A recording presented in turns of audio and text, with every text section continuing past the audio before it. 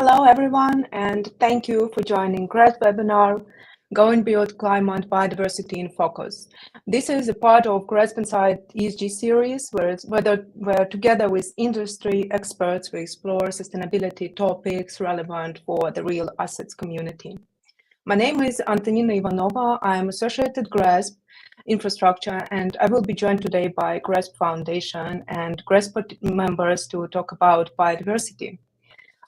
As an industry-driven organization, we've observed the market changes and demand from the GRESB investor members and participants to go beyond climate considerations when speaking about investments in the real assets. Therefore, this year, biodiversity topic has been prioritized by the GRESB Foundation, and it is now in our 2024 roadmap. We can also see that dedicated disclosure requirements and reporting standards are already taking shape. For example, release of the TNFD guidance and EU including biodiversity disclosures in the ESRS standards. Not to mention the wider context of regional regulations that will in the long term have implications on the industry as well. That's why we're here today to speak about biodiversity with GRESB Foundation and GRESB members to see how the industry is navigating this landscape in their daily operations. Just before we start, a couple of words about housekeeping. If you have any questions during the webinar, please type them in the chat box in the lower right corner of your screen. We will address them at the end of the session during Q&A. An email with the on-demand link will be shared with everybody after the session. And of course, you can always reach us at info@gresb.com. Now that we covered the logistics, let me introduce Sarah Welton, who will be hosting today's conversation. Sarah is the director of GRESB Foundation, the nonprofit organization charged with owning and evolving the GRESB standards. Biodiversity is a key consideration for them as they grapple with providing the industry with the most useful data to help them manage the real assets. Hi, Sarah. Hi. Hi, thank you, Antonina. I appreciate it. Well, we're really excited to be here, and I brought my own biodiversity with me to really be on point. I am joined by two very esteemed GRESB leaders in the market, so I'm really excited to welcome Hinken Lee and Lizzie Leon. Lizzie is the America's head for ESG investing with Goldman Sachs Asset Management, where she helps define the global ESG strategy. She sets in place frameworks and oversees implementation. Lizzie has joined Goldman in 2021 and has more than 14 years of experience in ESG in the built environment. Welcome, Lizzie. Hinken Lee is the chair of the Natural Capital Steering Committee for Next Energy Group and represents Solar Energy UK as the chair of the Natural Capital Steering Group. With over 20 years of experience in the environmental sector, Lee is a chartered environmentalist and a member of the Chartered Institute of Ecology and Environmental Management. Welcome, Hinken. It's lovely to have you. I'm going to kick off with you with the first question. This came up during our pre-discussion. Help us understand the distinction between biodiversity and nature, and also speak to Next Energy Capital's investment and asset management strategy, please. Sure. Thank you, Sarah, and thank you for the introduction. Thank you for inviting me to this platform to talk about my favorite topic.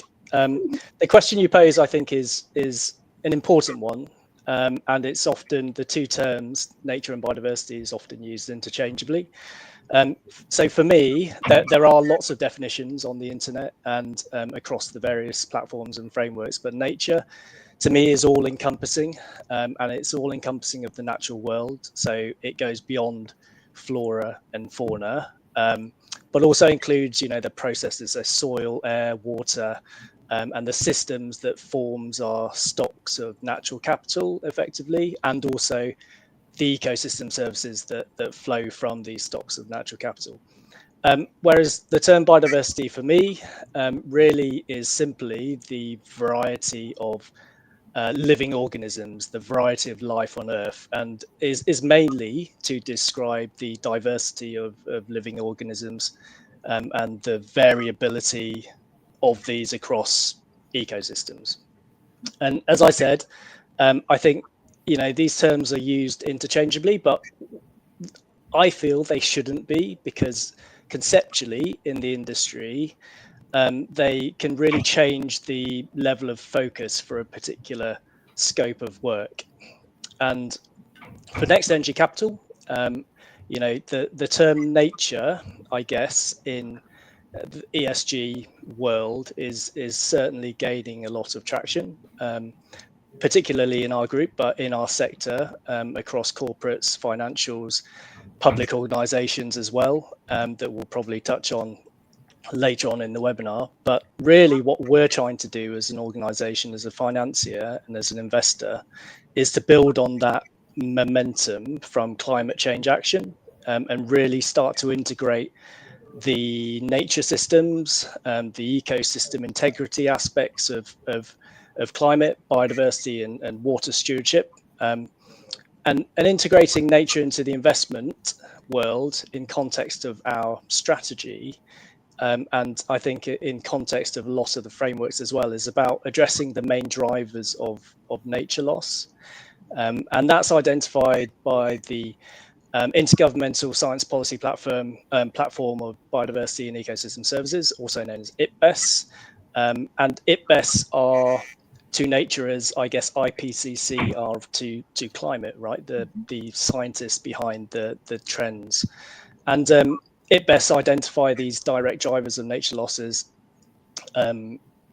conversion of land, so changing of sea and land use, direct exploitation of organisms, climate change, pollution, and invasive species, so non-native species. And it's important there because obviously climate change is a driver of nature loss. So we start to use nature as an all-encompassing term that includes our climate aspects as well. Before I close on this question, I guess the two lesser well-known indirect drivers are, in terms of nature loss, are to do with people's disconnect with nature and the resulting, I guess, lack of value placed on the importance of nature. And that's inherent to the natural capital concept, because ultimately, we have historically undervalued nature, and that is why we are on that downward trajectory of nature loss, and that is why we are exploiting it at a rate that we need to basically reverse that downward trend. Right. I mean, I can tell you, sitting in nature, yes, we have lost sort of an appreciation, and that tragedy of the commons is in full effect. Lizzie, I know you're focused on U.S. real estate, so I'd be curious to hear Goldman's strategy around your investments. And do you think it's possible? This is actually a question we received pre-submitted from the audience. And it's a big one. Is it possible for the real estate industry to converge around a clear and simple goal on biodiversity, the same way we've done with net zero carbon emissions? Is this kind of being too basic and oversimplification, or do you think that's an ambitious task that we should try to take on? I think that having that goal will happen eventually, but I think it will take some time. I think of biodiversity being kind of where carbon was about 10 years ago. And that what that really means is that we're going to see a lot of change in this space. I think there's a lot of things driving that change. We've got increasing regulation, which will increase transparency, start to get people collecting the same metrics, collecting the same data, reporting in the same way. I think, to Hinken's business and other groups looking where you're looking at investment, I think it will make it a lot clearer what you're investing in when you're investing in a nature-based solution. But I also think that there's just a high level of education. So I think if we think about what went into the kind of evolution of the past 15 years of this industry coalescence around the net zero goal for carbon, it's, do we have clear asset standards? Do we have a clear way to calculate a portfolio impact? And then, other kind of benchmarking tools. And I think what we're seeing, we're seeing some science-based nature targets, and we're seeing nature positive, and we're seeing TNFD metrics. But I think a lot of these are in their kind of first iteration. And I think over the next few years, we're going to see this change a lot. So from our business, our goal really is to make sure we have a kind of continued focus on implementation and impact at our asset level, and then be flexible with how we're collecting data, how we're reporting, because I think we know that those are going to change and evolve over the coming years. Mm-hmm. No, that makes sense. I think to build on that, Sarah, everything Lizzie says is absolutely correct. And I think the underpinning thing about nature is that it's not fungible. It's location specific. So everyone is searching for that, that benchmark, that single metric, that measurement. And it doesn't necessarily exist because things mean different, has different values in different locations. And it's not until a business or an investor really understands how they interact with nature, until then they can actually proactively manage those associated risks. And I think by identifying those and addressing those risks, you start to not only safeguard your operations, but you also start unlocking these opportunities for growth as well. And I think just to think about that benchmarking aspect is really the process, right? So World Benchmarking Alliance really highlights an alarming reality that only 1% of companies really truly understand to what extent their operations depend on nature. And I think, the more we can benchmark companies against how far they understand their interface across their upstream and direct operations, then that is more the kind of comparable aspect. I know it's not a metric, but it's more where is the business in relation to that process of understanding. Not a metric, but a process. Because to your point, I mean, sitting in the United States, and I'm sure this is no surprise to either of y'all, water is a different resource in different parts of the country. It is prevalent in some places and it is scarce in others. So it's our relationship to that resource is very different depending on where you are. Going to that point, how do you currently, or how do you think we should be or will be quantitatively valuing biodiversity and nature for that matter? I know both of your organizations have published a lot, but I don't know if there's some ideas that you have on these two topics, and I know this is a big question, the sort of put a price on nature, put a price on biodiversity. It's like, oh, well, again, it depends on where you are, it depends on what your business is, but I'd love to hear your thoughts. I think that I'll just respond rather than as it relates to Goldman Sachs, but more as our kind of real estate business, I think, or our alternatives business. I think there's a few things that we're tracking. And I think this is more, there's a difference, right, between measuring metrics around nature and biodiversity versus what you're also talking about, which is like value, right? How do we put a dollar value? And I think that's slightly different. And I think especially if you start to talk about like valuation impacts on real estate, I don't think we're there yet. Right. But I think if we want to talk about kind of metrics or standardization around impact, obviously with a lot of regulation, TNFD, CSRD, those metrics are definitely front and center. And then we're obviously tracking things like finance biodiversity or Nature Action 100 in terms of investor and kind of peer sentiment. Hinken, anything to add? Yeah, so I mean, Next Energy Capital, we invest in infra. So in context of renewable utility scale solar, in terms of what we specialize in. So we do have that, I guess, oversight in terms of, let's say, evaluating projects at an asset level. We have the business units that have that kind of transparency and auditability across that whole asset life cycle, from our development arm through to asset management as well. And in terms of evaluating projects, our approach, contrary to, I guess, the title of this webinar about biodiversity, is really, whether that's due diligence or design, is guided by nature strategy. So just to be clear, Next Energy Capital, Next Energy Group have not necessarily published yet their nature strategy, but we've been working to align, and we've been working to understand our interface. And with this strategy, really, what we're trying to do is align with all these recognized standards, frameworks, including the Paris Agreement, including GBF, TCFD, TNFD, SBTN, SBTI, GRI, all the acronyms, all the lovely acronyms that is within this ESG sector.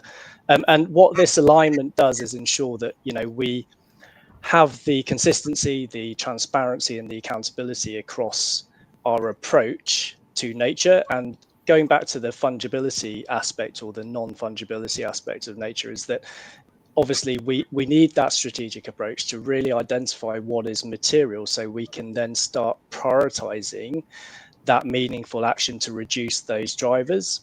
And so the core approach for us as a business is aligning with TNFD, the LEAP approach, if you're familiar with it, and also SBTN in terms of the 5-step approach to materiality. Because what that does is that we then start forming goals and actions and KPIs to start making sure that our efforts are really driving those positive outcomes. And it's really the concept that we've been talking about double materiality, right? It's not just about the financial exposure, but it's also about that environmental impact that we have as well. And really importantly, it's about the direct operations as well as our upstream supply chains. And fundamentally, it's about really understanding across all of the spectrum of direct operations our full extent of our environmental footprint.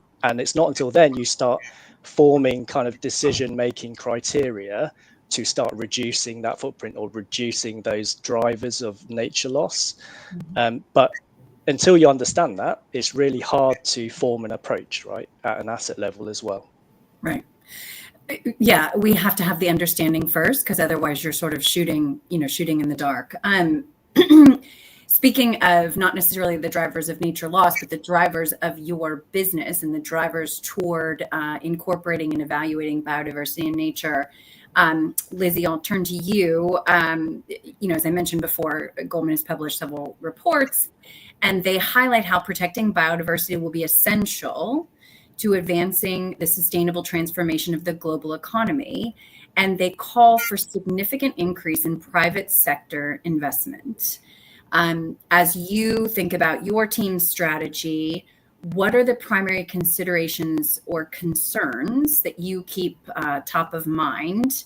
Again, I'll bake in a pre-submitted question. What are some of the best practices for a company interested in conducting a biodiversity impact analysis for the first time? What are some lessons learned? What's going around in your brain as you evaluate, reevaluate, and execute? I think the approach I generally take with our entire ESG program is you have to kind of dual track your high level materiality work with your kind of implementation work. Otherwise, you kind of stop implementing for 2 years while you do your materiality.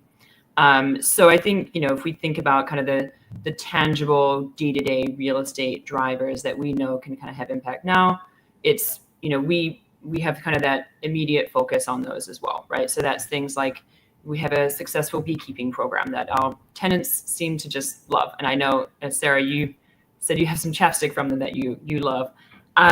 They give kind of great products. It's basic things like water waste efficiency, or green cleaning, or we've started looking at like pollinator friendly landscaping, and then at the same time trying to kind of grow that understanding of like materiality. I think these are such a bigger scope of work, and especially for an organization like Goldman, this doesn't happen just at the real estate level. It happens across our entire alternatives division.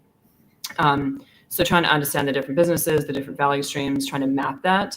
I think what I've heard, some interesting anecdotes as well, that once you start looking at mapping your risk at your asset level, you start to understand maybe you can start to impact some things like insurance, or your just general understanding of your resiliency. It starts to integrate back into your climate risk and resiliency.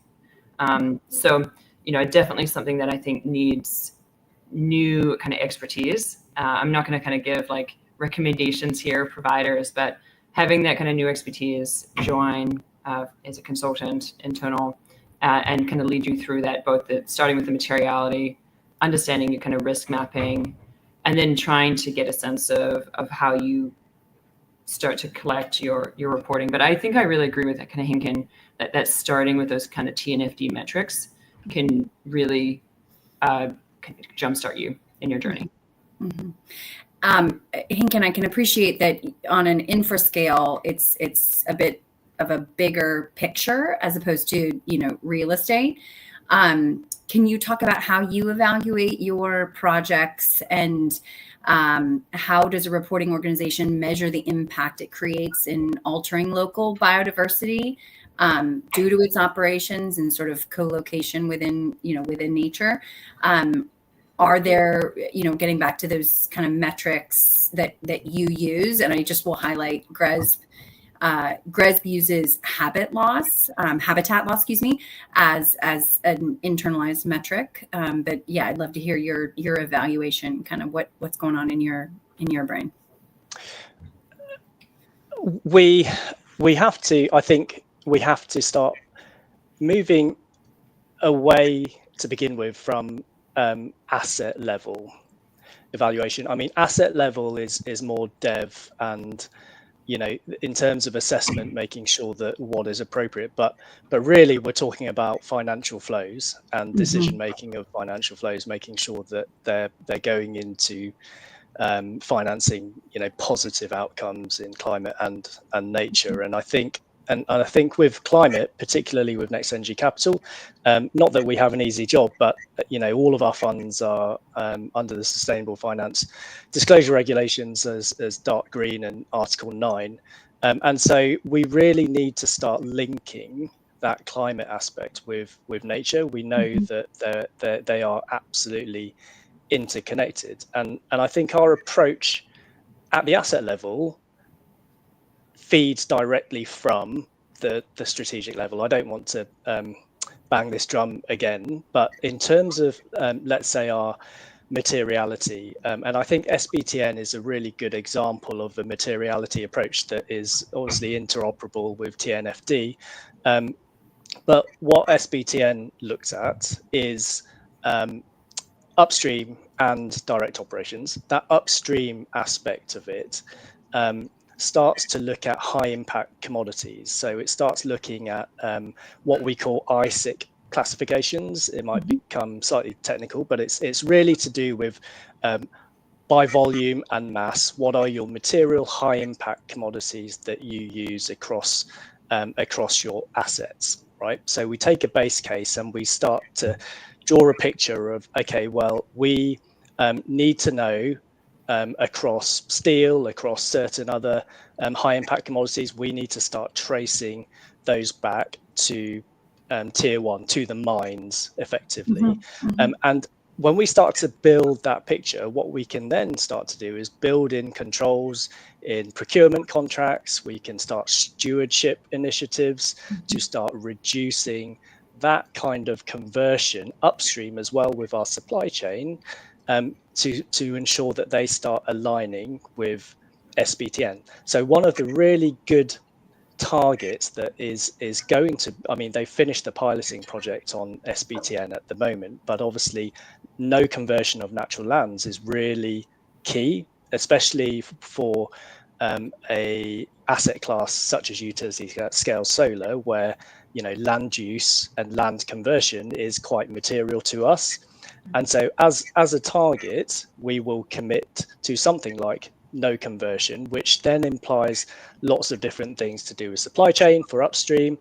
But in terms of our direct operations, we start looking at restoration items and restoration initiatives as part of our portfolio, which is really exciting because it offers that strategic loop and closes that circle with regard to where does restoration sit within your investments, where does restoration sit within the bigger picture, and then you can start using your materiality to start targeting where you've got sensitivities across your portfolio as well.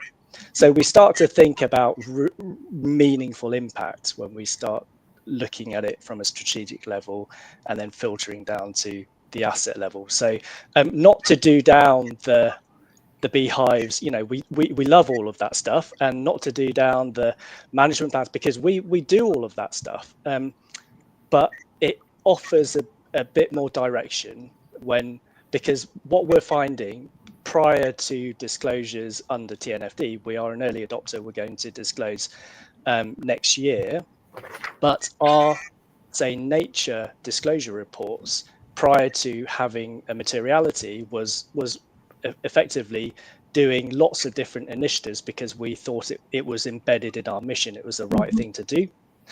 And it's really hard then to show what the real impact of that is without that kind of strategic thinking. Right. I definitely agree with that. Yeah, I mean, all good things to do, and it's a yes and. Go ahead, Lizzie. I'm sorry to interrupt you. No, I totally agree. I think you do all these small pieces knowing that there's some benefit, but I think that the conversation is changing so much, and it's going to give us the framework and the tools to really say we have X impact. And right now, all these small things we do, they're just a list, they're just a checklist of things that you can do that have some value and part of your fiduciary duty, but they're not necessarily, I can't put out a metric saying we had XYZ impact based on them. So. And not scalable. I mean, again, and it becomes these, and again, no shade on random acts of sustainability, but it's not going to be what drives a market transformation. And right. And like I said, I love my bee chapstick, but it's not, it's not going to change. It's not going to change the world for better or for worse. We have a couple minutes left, and I mean, we have so much to talk about. So that just means that we'll have this conversation again. So there you go. I'd like to bring back my colleague Antonina, because I'm going to give Lizzie and Henkin a small break. As a reminder, throw any questions you have in the chat. Anything we don't get to, we can send some follow-up via email. But Antonina, give me some context as it relates to GRESB. What is the adoption rate of the Americas region on biodiversity policy and action? And then if, for companies based in the Americas, what are some policy examples in Europe, UK, and APAC that can be used as guideposts? Okay, thank you, Sarah. So regarding Americas, if we have a look at the TNFD adopters, for example, we have 47 organizations from Americas region. Of course, the distribution is very uneven and the stage where they are is very different, but that's already 12% of the whole list of TNFD adopters. If to speak about the policies and the guidance to refer to, I think TNFD has been mentioned on multiple occasions during this webinar, and this is probably the most extensive guidance available at the moment. You can also refer to ESRS reporting requirements if you have branches in the European Union, and SBTN, etc. I think everything has been mentioned already. Awesome. I think in the spirit of, I guess, other examples and thinking more along the lines of policy and legislation in terms of that direction of travel, we've obviously got the EU nature restoration law that was passed and accepted. And also in the UK in particular, we've got the Environment Act and the statutory obligation for measurable biodiversity net gain in the UK as a minimum of 10%. And what that starts to do is actually legislate a level of expectation for for development to reach a quantifiable metric to measure the value, even though it's using habitat as a proxy for ecological value, it's still doing that through a legislative framework. And what that does is start to create a nature market as an aside of that, as part of compliance. So already, I mean, since February, we've got the legal framework here in the UK to combine nature markets with infrastructure development effectively. And that is a step in the direction of when you start thinking about natural capital funds, land banking, and actually putting a value, a tangible value to nature. Thank you. In the interest of time, I'll ask all of you sort of one final question. How, as a sort of support person, how could I help my clients to plan for reporting on biodiversity? Obviously, specifically in GRESB, but where does someone get started? Antonina, I don't know if you want to kick off, and then I'll let Henken and Lizzie chime in.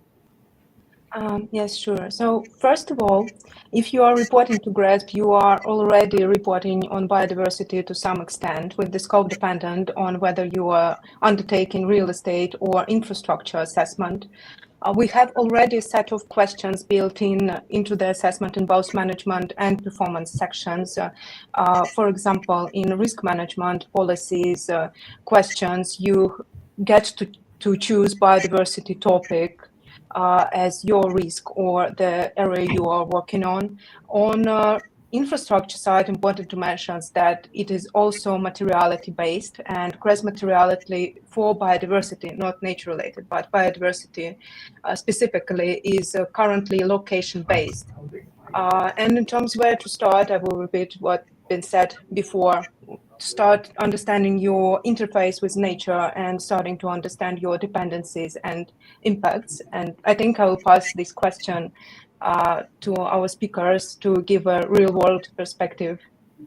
Yes, in theory. Now tell us about the real world, Henken and Lizzie, please.